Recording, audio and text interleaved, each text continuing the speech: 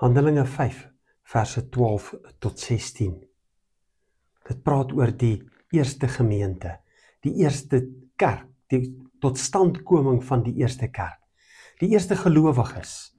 Dit sê van hulle, en al die gelowiges het gereeld saamgekom in die pilaargange van Salomo.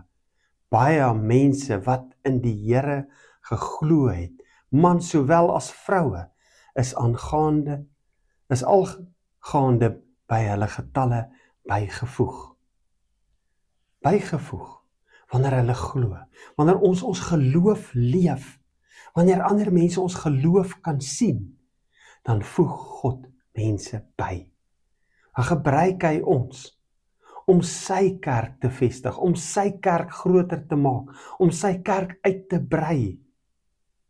Ek wil u uitdaag om u geloof te leef, om u geloof te praat, om u geloof te wys, sodat daar mense bygevoeg kan word by die koninkryk van God.